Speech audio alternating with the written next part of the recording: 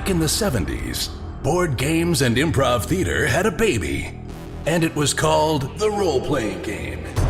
These games allowed a generation of kids to live out their dreams of slaying dragons and saving kingdoms, all while sitting in their bedrooms and basements.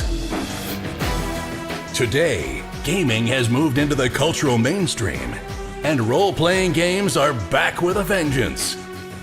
Join us now as 5 of these former kids come out of the basement and onto the internet to experience adventure, mystery, and obscure pop culture references.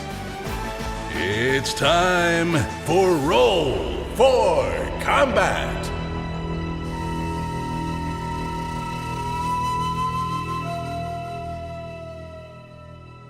Hey everyone, welcome to Roll for Combat. I'm your GM and host Stephen Glicker, and in this week's special episode, I sit down with Paizo Developer Jason Keeley and discuss the brand new adventure, Eulogy for Roslar's Coffer, the second book in the Tyrant's Grasp Adventure Path. In addition, we also talk about the process for developing adventures for Paizo, and we talk a little bit about what's coming in the future, both for the Starfinder Adventure Path series, as well as Pathfinder version 2. So, much like my interview with Ron Lundeen last month, the first part of this interview, we just talk about general items, about like how he writes adventure paths, how he develops adventure paths, and things like that. And then the second part of the interview, about 20 minutes and 45 seconds in, we go into the adventure in detail and talk about spoilers galore. Because I know there's a lot of people out there who will probably, unfortunately, never run this adventure or never get to play it, but they still want to know what it's all about in case you want to read it. And I do strongly suggest a lot of you go out and get these adventures, because Tyrant's Grasp is sort of an earth-shatteringly big adventure path, and they're changing up the world of Golarion quite a bit for Pathfinder Second Edition. In this adventure, without giving spoilers away, some big things actually start to happen, and you can start seeing like the wheels turning. And I believe in the third book, things are going to really start exploding, and you're going to start seeing changes to Golarion. Also, for those of you who listen to the Dead Son's Adventure Path, we just talk about him being on the show a lot. As you know, Jason's a friend of the show. He's been on the show many times. Him and Rob Tomarco play these two bumbling detectives that had started off on the show about a year ago. They just showed up in the last 2 weeks of episodes, and I'm going to definitely have them on the show again in the future, sort of to wrap it up. Call it the Laszlo and Meets Trilogy, where they keep peering in weird locations where they really shouldn't be, because my guys are in the middle of absolutely nowhere on this Dead Son's Adventure Path, fighting for their lives, and then these two bumbling detectives just keep appearing out of nowhere, and I'm definitely going to have them come on the show one last time. Anyhow, with that, let's get to my interview with Jason Keeley.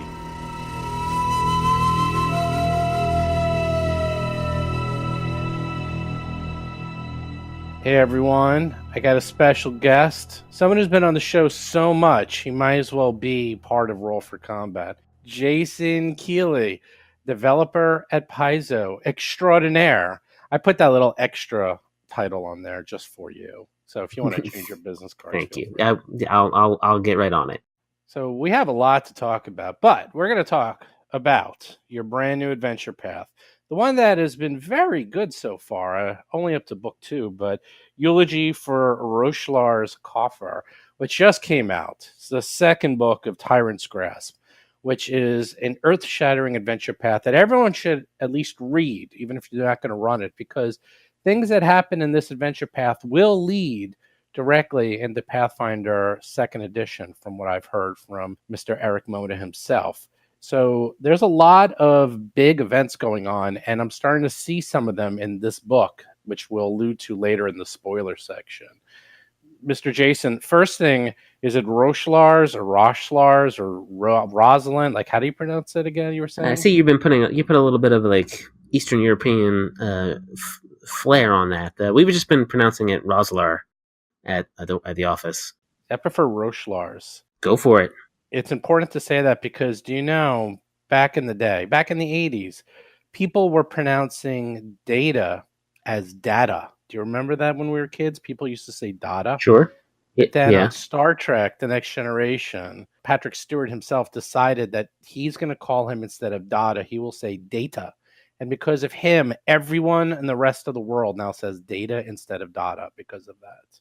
That's cool. There's that one scene where Dr. Pulaski is mispronouncing it, and he's like, Data's like, "That's not my name. My name is Data." And she's like, "What's the difference?" He's like, "One is my name, and the other is not." That's exactly right. So here we go. I'm going to call it Roslar's Coffer, therefore usurping what Paizo has been calling it. So from now Well, on, that will be luckily, the name.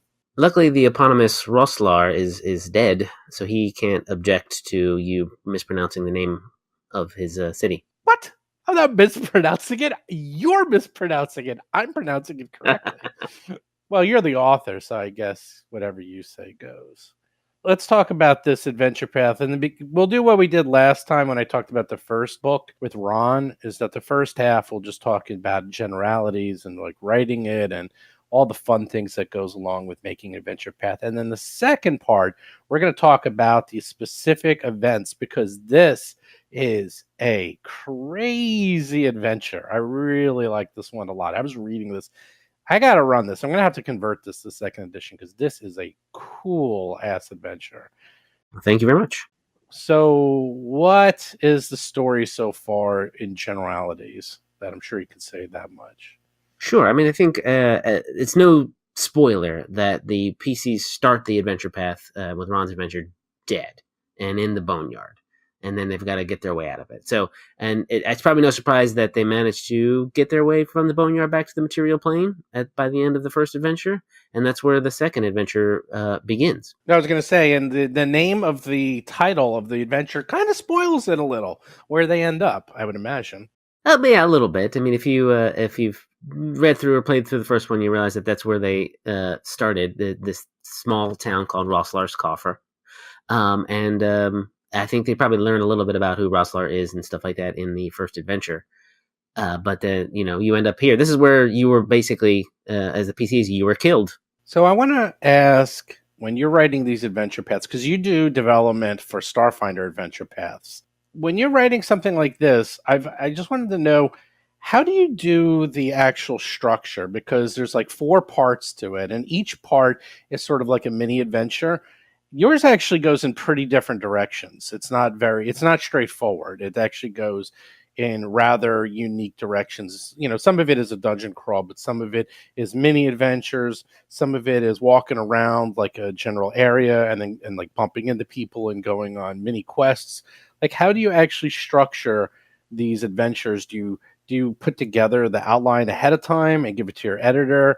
Do you just do whatever you want? Like, how much do you actually coordinate with your editor when you decide this is how I'm going to structure the adventure and make the, get the characters from point A to B to C to D? Yeah, well, there's a general outline for the entire adventure path that the developers come up with. Crystal Fraser actually wrote the main outline for this, all of it. And each of those has a very brief sort of outline for each specific adventure. So you know where it begins and you kind of know where it ends. And then there's a kind of a middle. There might be some bits that, say, Crystal would want, I want to see you, have this fight or have, this particular NPC show up, that kind of thing. So from that general outline, I write a much more specific outline with encounters.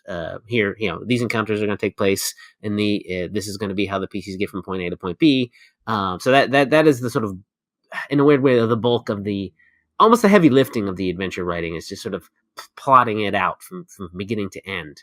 And then I showed that to Crystal before she left. She gave me a thumbs up, and I started writing it. And that's just sort of then becomes a sort of coloring in the details. So in this case, there's 4 chapters or sections. You outlined each section, like I say, okay, this section, they're going to be, and again, this is the mild, not spoilers, but mild spoilers. Like the first section is them kind of wandering around the town, and there's lots of vignettes and mini adventures before they can get to the next section. So, did you decide, they really have to wander around the town, there's nothing here linear, so we're gonna have to make this kind of a non-linear part, and then part 2 could be a little bit more linear? Like, did you decide that was the general structure you wanted to take? Did you meet with Crystal about that? Like, how do you decide? Right, yeah, I think the general outline that Crystal gave me was like they start in the town, they've got to work their way to figuring out. I'm not sure how much spoiler you want to get, but this town is cut off from the rest of the world when you get there. So it's all about figuring out how to get out of there. So if the town weren't cut off, this particular adventure would be like, hey, you get to Roslar's Coffer, and then you leave and go do something else. So the title wouldn't make any sense. The whole arc of the adventure just would be going somewhere to another place, because you've learned some information, I think, at this point, or at least maybe you've come back from the dead, essentially, and you maybe want to go tell people that. But we needed to have this particular adventure happen before you went ahead and did that, which is going to be what happens, I think, in the third volume.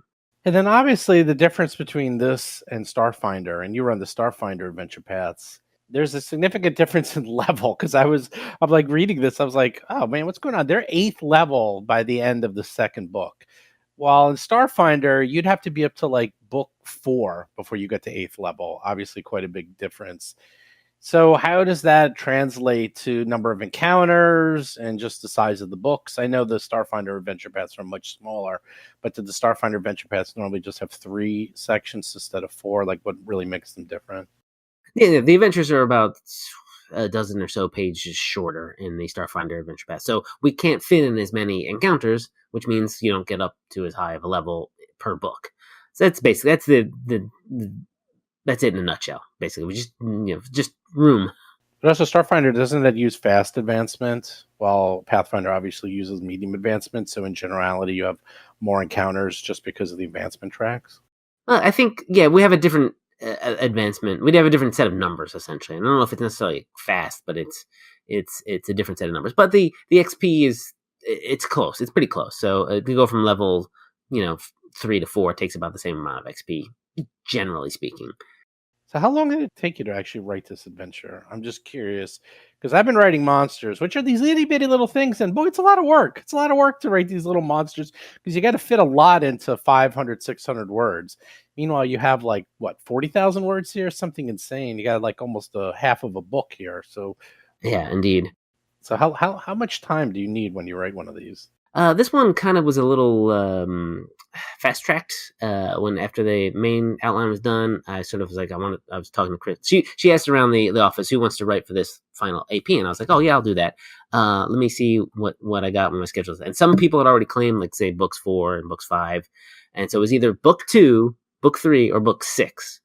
And that would have given me book 6 would have given me a lot more lead time, but we were sort of talking with some of the other people, some of the other authors, and they were like, "Oh, I can really only do book 6." Okay, so I'll take. And between book 2 and 3, this book was the most interesting, but that meant I had only 6 weeks, 8 weeks to write it. So at that point, I just sit down and often what I try to do is get at least 1,000 words a day. And that's, even during the weekdays after I've been to work and come home, sit down, write 1,000 words. I'll generally, what ends up happening is I'll write maybe not quite 1,000 words on the weekdays, but then weekends, just gotta sit down, several hours, write words. Wow. That's a lot of writing. I mean, you did this in 6 weeks? Because I don't know if it's my imagination, but this seems like a very, I guess just because the adventure goes in a lot of directions. It's linear, but it's not very linear in the sense that you mix up a lot of things, which I'll get into the spoiler section. And it felt like some adventures you read and you feel like they're small adventures, even though they're the exact same size as every other adventure path. And some you feel like, wow, they just went through and did 20 different things. And yours feels like one of those where it felt like they just kept doing different activities and going to different locations. And just a lot happens in a small amount of time. Yeah. I'm taking a look at my turnover. It's really only 32,000 words. That's nothing. That's nothing. 32,000 words. You can do that in a weekend, right? Yeah, right. Return of the Runelords adventure that I wrote, which came out just only 6 or 7 months ago, was way bigger. It was 45,000 words or something like that. And that was the first Pathfinder Adventure Path that I'd ever gotten to write, and it was kind of daunting. After that, this one was actually a little easier. What about the monsters? Because, boy, the monsters in this are complex. I mean, do you just write the adventure, put together the encounters, and then work on the monsters last? Because the monsters alone, especially for Pathfinder version 1, they are a pain. they take a lot of work to make those monsters. Especially the characters, the NPC characters, which you have a lot of in this. There's pages of these guys. I'm just looking at those stat blocks that I'm in now that I'm making monsters for you guys professional. I'm like, this was horrible. This is a total nightmare if I have to write these monsters. Yeah, that's crazy. I actually generally do the stat blocks first. just so I know what they can do, and then I can write around that.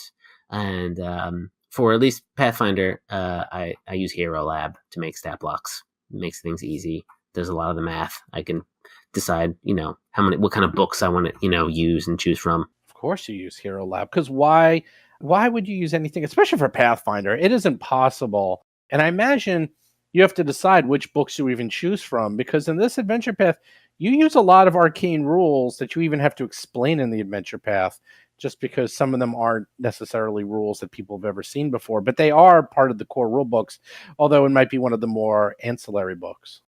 Yeah, we definitely try to keep it. I mean, there's often, like 5-6 people writing a single volume here with the stuff in the back.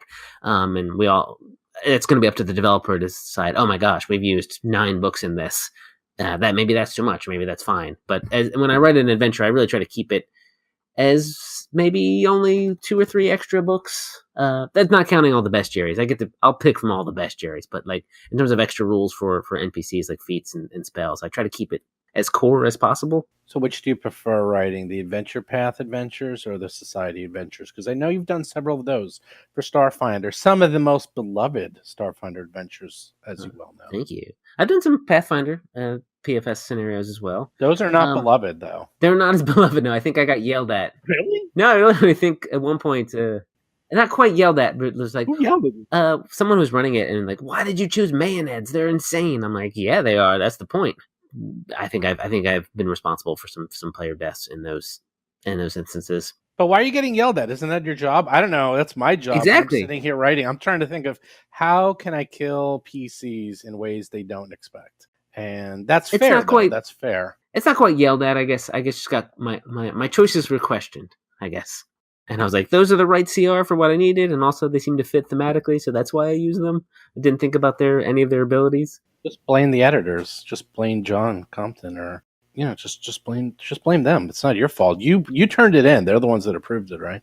I mean, a little bit. John, for the other Pathfinder Adventure scenario that I wrote, does do a thing where it's the verbal duel rules, but both sides are trying to lose. It got very confusing, and I'm not sure why he let me keep that in. So this is a fun interview because I realized, in a weird way, you are kind of my boss because I'm writing monsters for you.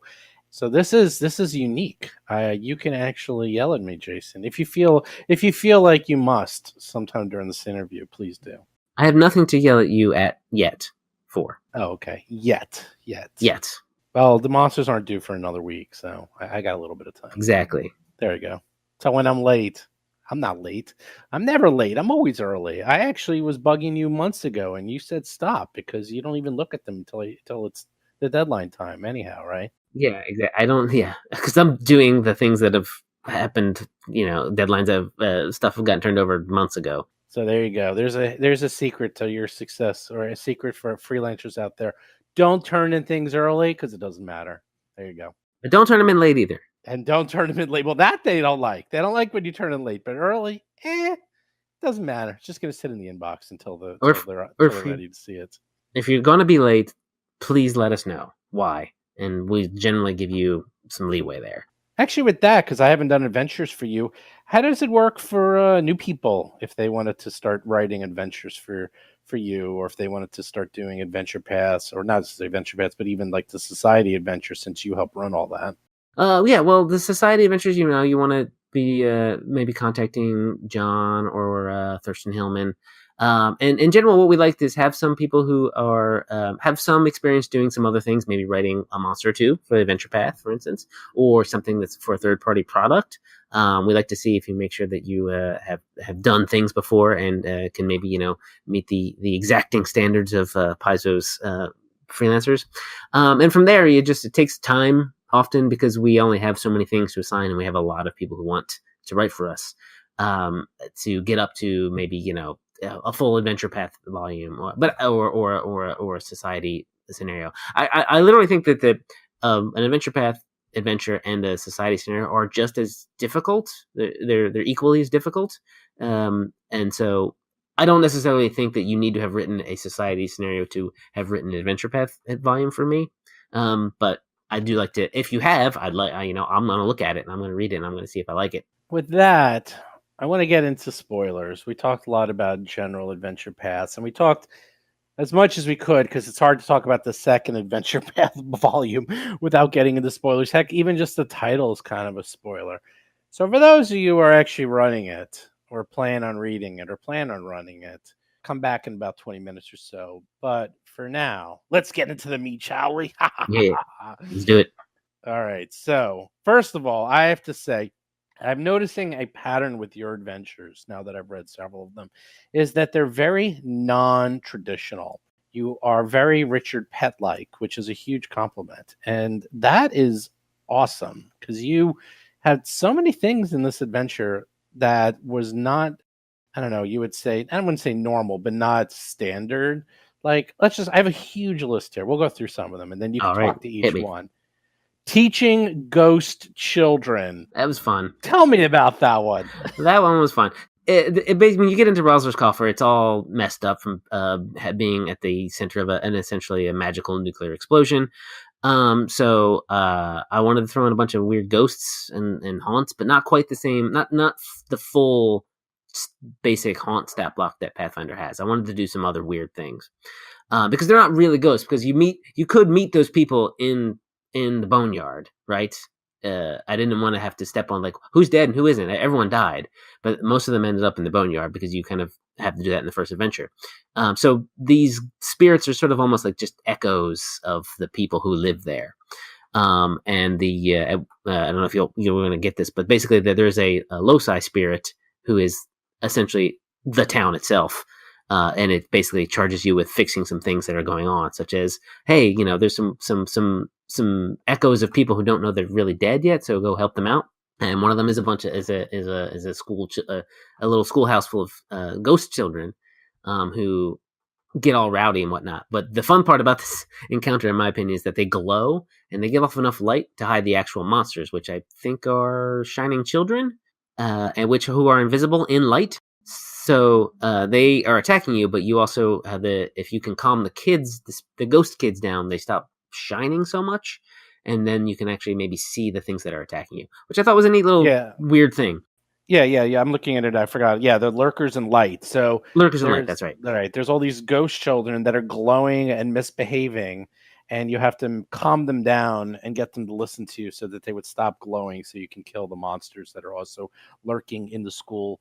It's very memorable. It's really cool. It's something I haven't seen before.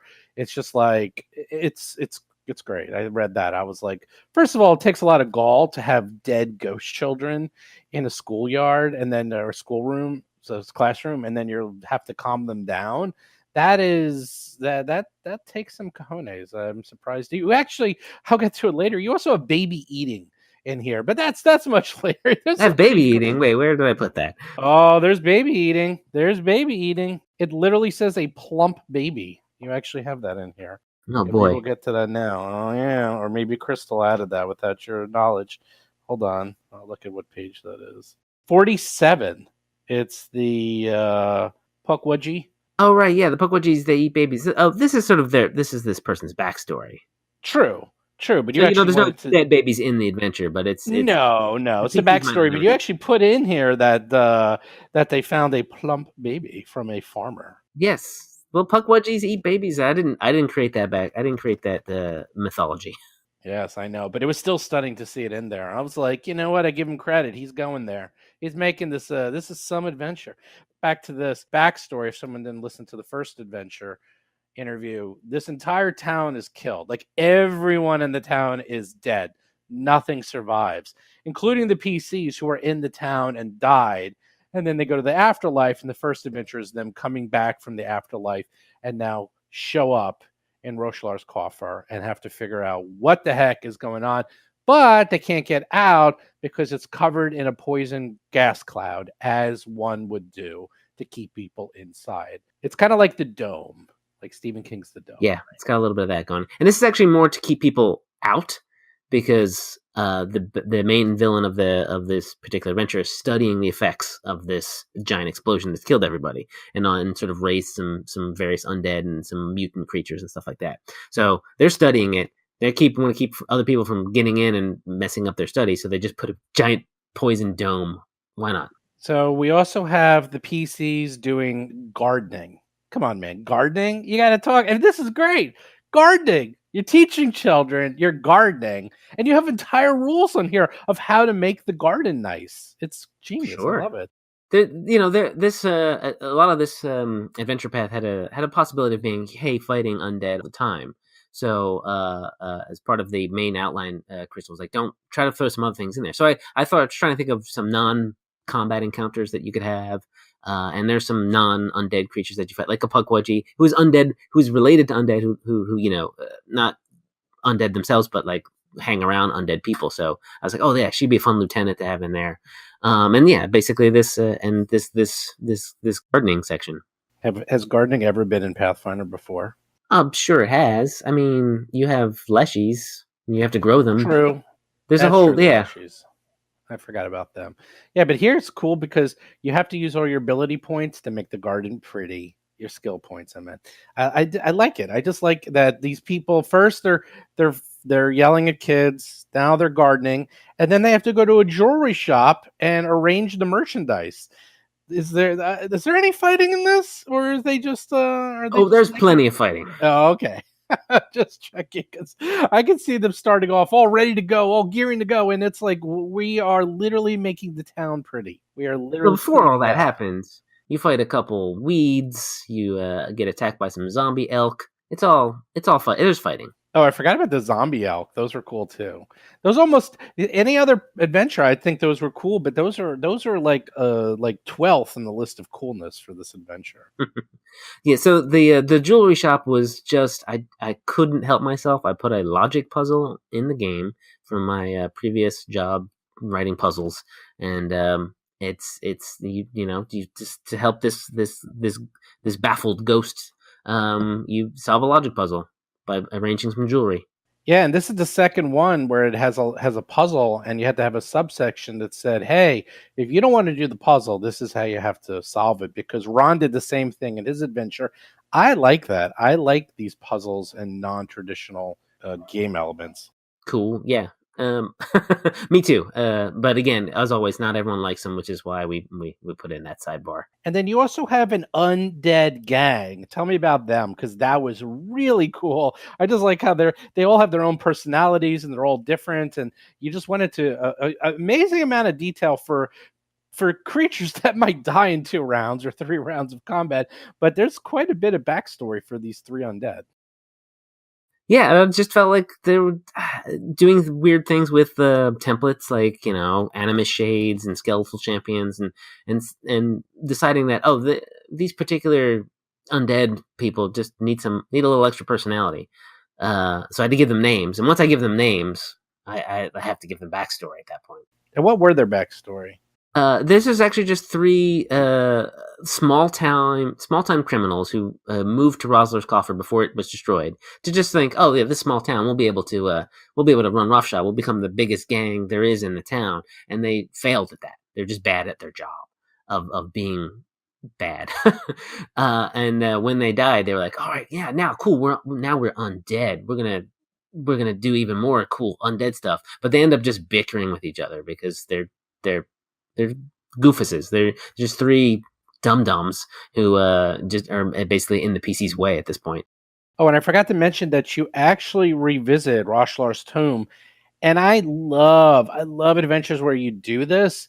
And the first adventure, they were in Roslar's tomb. They were in Roslar's tomb in the Boneyard, and now they're in it again, but it's completely different because this is the actual tomb. So it's familiar but not familiar. But I do like it a lot whenever Paizo does adventures where you either travel through time, like the Pathfinder special a couple of years ago, or you have a tomb that you revisit and the tomb changes as you level up. And I like how you come back to it, and this time it's the actual tomb, and it's a complete mess. It's desecrated, half of it's collapsed, and it's the same but totally different. Yeah, that was actually part of the main outline that Crystal gave me. It's like, we're going to go back and you can just use that, kind of tweak the map a little bit. So I had to get the map from Ron, and then I just flipped it horizontally. so it has a different facing, so that makes it feel slightly different. And then change the order in which you went through the rooms, because you basically have to go through this tomb again to get to a secret passage that'll lead under the poison dome to help you get to the place where you can turn off the magic item that is creating the poison dome. And that was real fun. And then you have another monster in here, which sounds like something I would write because it's so horrific.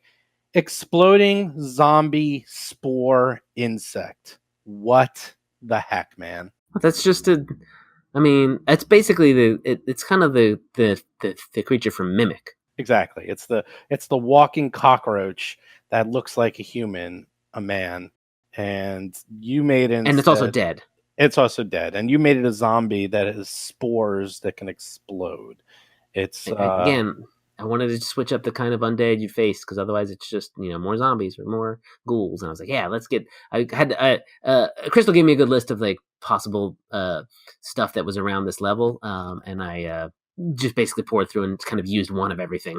Yeah, you have great ones. You have the vampire mists in here. You have living walls. I love living walls. It's like it's the walls are attacking me. Help! Help! I love it. It's like you're just walking around, the walls come alive and start. How does a living wall attack? The graphic in the monster manual, in the bestiary is not that great. I can't even figure it out.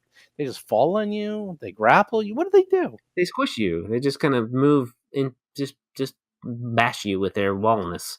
Oh, it's kind of like the guys in Super Mario. They don't quite fall on you like a thwomp, but they I think I was just picturing them just essentially like a crushing walls kind of trap, and they just kind of move in and try to squish you between them, very slowly though.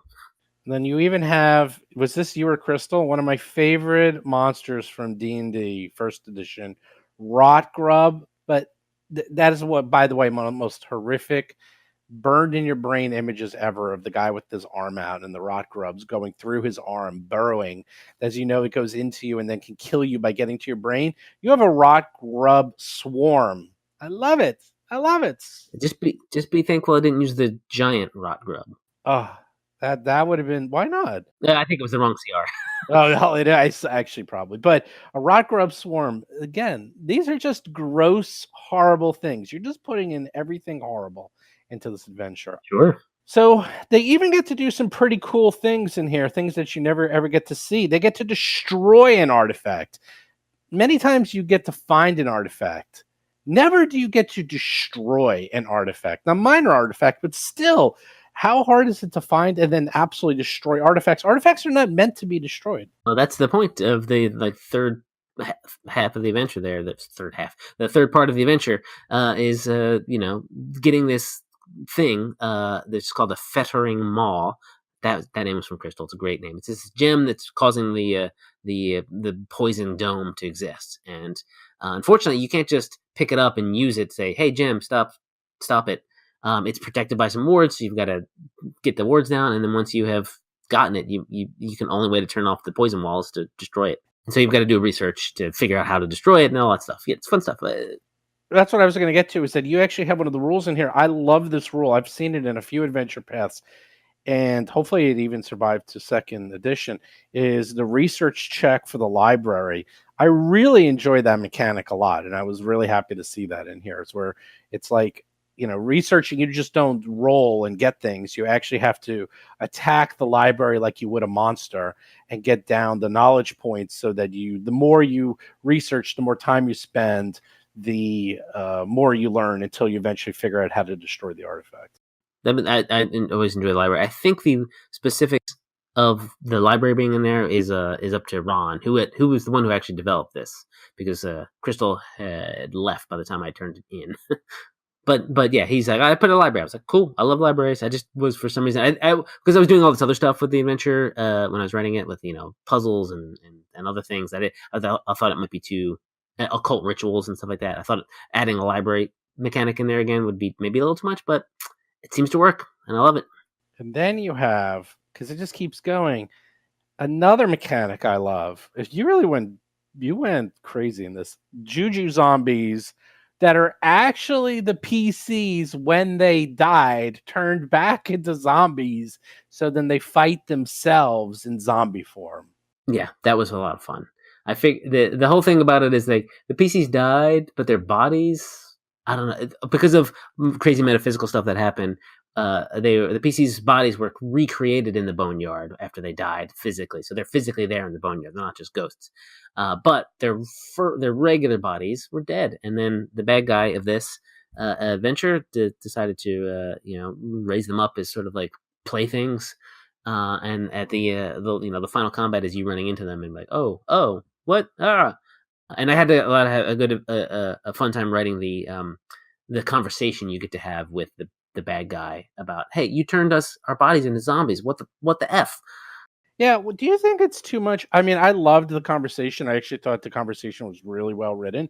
But do you feel like it's almost monologuing? Like, obviously it's really hard to get this information across to PCs without having the bad guys go into these long monologues. Not just as an adventure writer, but as someone who now manages the adventures. Like, I mean, it's just not really good ways to get that over to PCs. It's especially because it's not like a TV or movie or a book where you can cut and show it from the monster's angle. You have to show it from the PC's point of view. So you have to have a monologue in there so that you can move the story along, right? A lot of the times, yeah, the NPCs have important knowledge, and the PCs. I feel like a lot of players want to know these things. So if you give them a little bit of like indication that oh no, like, oh please, let's not fight right away, let's have a quick, I'm sure you have questions and I'll be happy to answer them. That sort of also helps build up the personality of the bad guy if they haven't met the bad guy yet. And this particular NPC who is the main villain is one of my favorite creations to hate, that I hate, basically. He's this Dampier witch, who just got two pieces of art that make me want to punch him in the face so much. Why? And his name is fantastic. I love the name, Balthazar Quietus. It's such a, I hate it so much, but I also love it.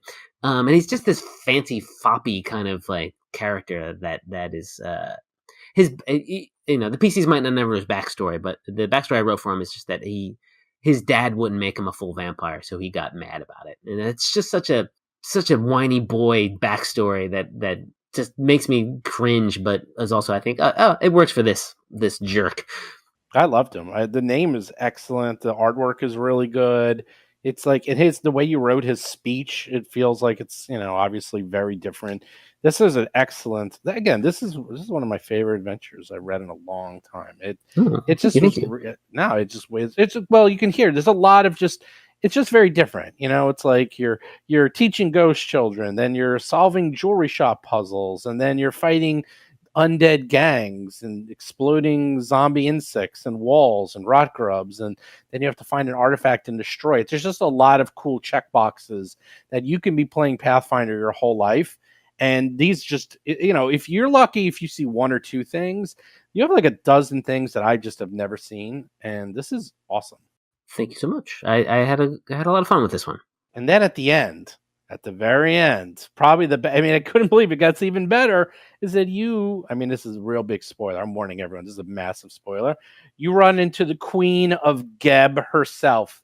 That is awesome. I don't know what she has to do with this adventure, but the fact that Geb is so quiet, it's so little has been written about Geb, and it's a very fascinating part of the world. And there's only like 2 society adventures that I know that even talk about Geb. It's very rarely talked about. And here you're actually like the queen is kind of helping you out, which is cool. Yep. Razni gets a bit of a change up in this adventure path. She's not the exact person she was before, and she's a fair driving force of what the PCs end up doing, and they end up meeting her several times. And this is the beginning. This is the first part where you actually see who she is. Well, she doesn't reveal herself fully, I don't think. She's just more mysterious benefactor at this point. It's a huge spoiler. Like, yeah. Oh yeah, definitely. Too late now, but yeah, we're past that spoiler point. No, we're way past that point. Yeah, but it's the PCs are not supposed to know who she is. She's just some mysterious, but she's 20th level lich, 8th level mercenary or something. Like, she is very powerful, way too powerful for the PCs. Yeah, she's mythic. She's mythic. Yeah, she's mythic. But I love adventures where you get to converse and talk with some of the, heavy hitters of the mythology of Pathfinder or Starfinder.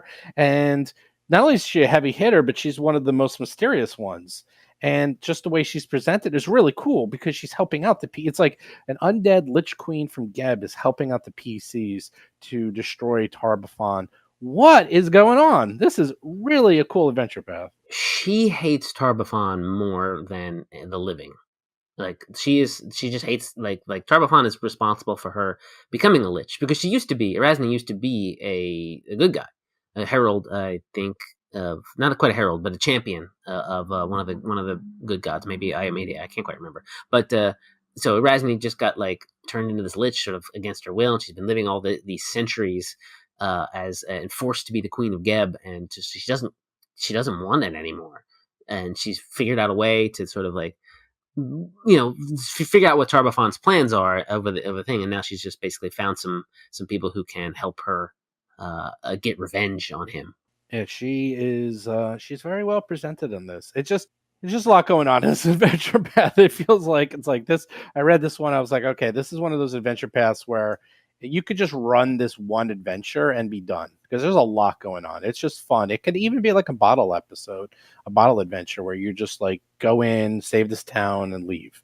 And it can be run like that. It doesn't even have to be part of adventure path the way it's like set up and written. Cool. Yeah, I mean, I think a lot of ways on many adventures you can kind of like pluck out, as long as you just sort of sever the connections that the through lines from the other to the other adventure paths, and maybe just run them by themselves. There is actually a connection to this adventure in a Pathfinder Society scenario. I can't remember the name of what it is, but takes place before this adventure path happens. One of the newer ones. It's newish. I think it's coming around the same time. So there's this church that you're in, that is corrupted by the Whispering Way. But before that, it sort of lay empty for a long time because of this Red Reaver that came in and just sort of set up a nest. Which is, if you're not familiar with Red Reaver, it's a big red monster, devil-looking thing almost, just a beast with weird tiny little wings on its back. Anyway, the Pathfinder Society scenario is about going in and taking care of that Reaver, which is way too high level for you, I think, for what tier you're playing it at.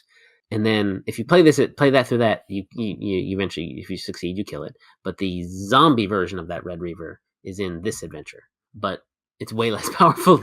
When it's a zombie, it's way less powerful. So yeah, it's fun connection.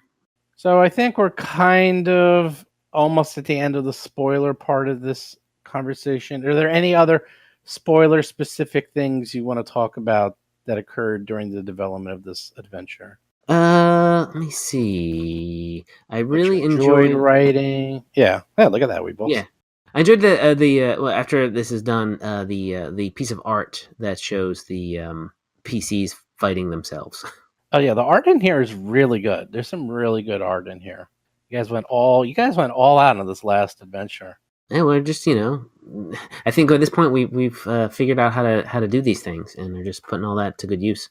Now we got to start all over, but we'll figure it out. I was just about to say, it's like we finally figured it out. Now let's throw that all away and start over, shall we? I think adventures are still going to be Pathfinder adventures. I think we've got the plotting and that sort of thing down pretty well. What about the maps? I always ask about the maps. How does the maps work for these adventures? You create them and then you give them off to the artists, or? That's true. I sketch up some maps. Generally, sometimes the developer might resketch them, and then they get sent to a cartographer. It's pretty simple. Well, you say it's simple, but I always look at these maps because you have a lot of maps in here because you have different sections of the town, and they have to fit all of that. And then you have the actual. I heard that. I have to actually make, because you had to make a lot of maps. Like it's not like just one or two dungeons. Like you had all these little mini encounter sections. So there's like a dozen maps in this thing. Yeah, that's a trick I kind of actually learned from Ron Lundeen, is to make a full page map that has like about 10 tiny maps in it. So you made like a full page map of the town and then just cut it up? Well, no. Yeah, I mean, like each of those, what you see on the one page where it has like a sort of overview of the entire town, and then like 8 or 9 little mini encounter areas. I literally drew it the way it looks, so I didn't have to I didn't think too much about where things. I mean, I did think about where things were, but I didn't draw them all out relative to one another and then cut them up and then rearrange them on the page. I just sort of what can fit where on this full page. So what else is coming up for Mr. Jason Keeley?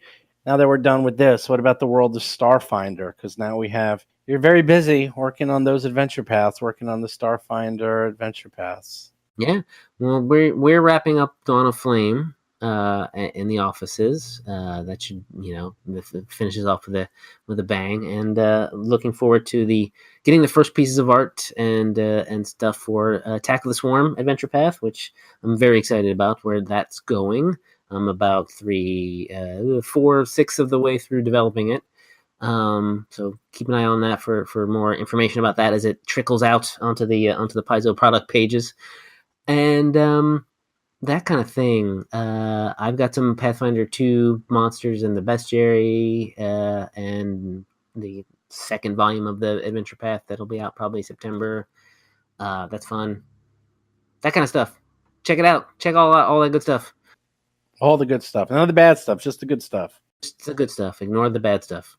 What about Pathfinder Second Edition? From what I understand, this is kind of leading up because Eric's told me that the world stays the same. You guys are just the world. This adventure leads into what happens in Second Edition. There's no reset, but there's a lot of crazy things going on in this adventure path, to say the least. Yeah, there's no reset, but there are some changes. We figured after 10 years or more of this setting, we could tweak things up. We make some of the endings to some of the first edition adventure paths kind of canonical.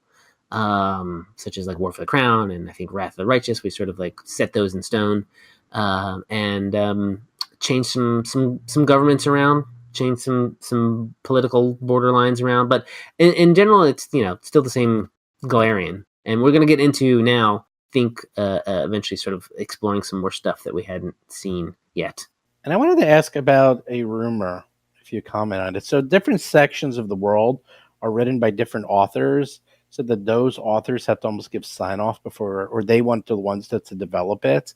For example, Geb hasn't really been developed that much. I mean, what's it been, 11 years? And we've seen very little. Is it true just that we're just waiting for whoever wrote it to get their sign off on it so that they can develop it? Because it seems like one of the coolest areas that's still left in the world of Galarian. Yeah, there are a few people who we just want to make sure that are, who, if they're still with the company, want to get their sign off on some things. But I think with Second Edition, we're starting to get into some of those areas that we haven't seen too much. You maybe learn a little bit more in the with the first World Guide that comes out also this August. That's true. What about you? Do you have any little areas, at least in Starfinder, that are yours and only yours that no one else can touch? I mean, yeah, there's a thing that I wrote that's in the back of the core rule book for some of the extra worlds. The place called Ori, which is a busted up bunch of floating islands around a gravity well that and used to be this techno magical utopia, but they had a catastrophic accident. So that's kind of my particular corner. I guess the home planet of the Gabranis that I've written to Starfinder Stairs is kind of my place. Hopefully I can get to Thirsty will let me go back there again for another adventure. The Kish too. Yeah, I guess the Kish are kind of my bet, but kind of, I like them. What's this thing with you and floating islands? That's the second one. That's a coincidence. Uh-huh. It's a weirdly coincidence that I was writing this scenario that takes place on a post-apocalyptic thing, and they've forgotten who they were twice. I see a lot of similarities and floating islands. Have you been to Avatar World and Disney World? Because they have floating islands right here. I have not. Oh, well, maybe one day. Seems like it'd be right up your alley. You'd be looking at those floating islands and say, you know what? It gives me another idea for another adventure. Well, I would like to see, although that's actually what the Iron Gods was about. I was going to say, I want to see some dead technology in the world of Pathfinder, but you guys already did that. One of my favorite adventure paths ever. I loved that adventure path. Excellent adventure path. It was a good one. It was a good one. A lot of fun. So wait, when are we going to say the other way around? Are we going to have, because obviously people want to see that technology in the fantasy. When are we going to start seeing the fantasy and the science fiction? I mean, that's kind of what Starfinder is. It's science fantasy. There's a lot of magic floating around. You know, your Dawn of Flame Adventure Path has got a lot of kind of old school fantasy stuff happening in it with genies and that kind of thing, playing a fire. But it's still, it's still got its our own technological bent. What about the swarm thing? Is this going to be like a major earth-shattering change to the Starfinder lore? Or is it just going to be a fun adventure path where you go and finally beat the bad guys? Or at least encounter. There's not going to be much. I think we're not going to destroy anything that is central to Starfinder just yet. But it is it's going to be a bit of it's going to be war, man. I'll tell you that much. War. What's it good for? It's good for 6 volumes of an adventure path. There, that's War 3. Although that was the Aslanti throne, and that really wasn't a war. That was more like a skirmish. Yeah, that was more like a covert actions. By the way, how did that work out? The 3-version adventure paths, was that a good experiment?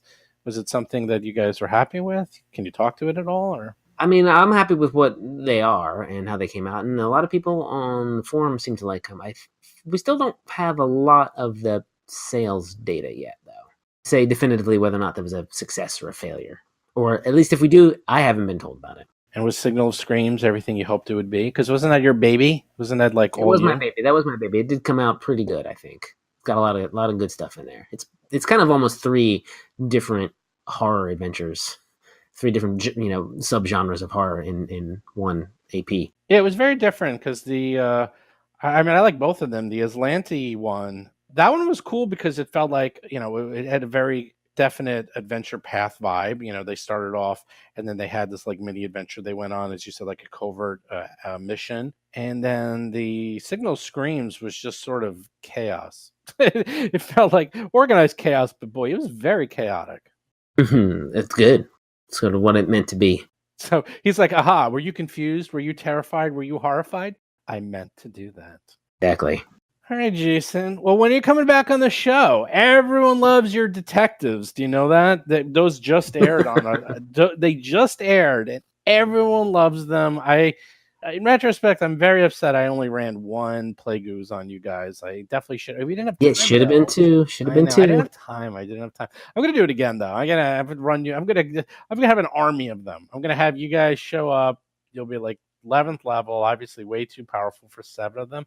I'll have 20 of them. I'll just have bowling ball alley and just going crazy trying to hit you. All right. Well, then, to answer your question, I guess I'll be back on your show in 6 to 8 years. What? If you're gonna do that to me, I'm gonna put it off as long as possible. Oh, I meant 2 or 3 Plague. You can kill them, no problem. Mm-hmm. Everyone loves the bumbling detectives. It's gonna be suspicious at that point while we keep showing up.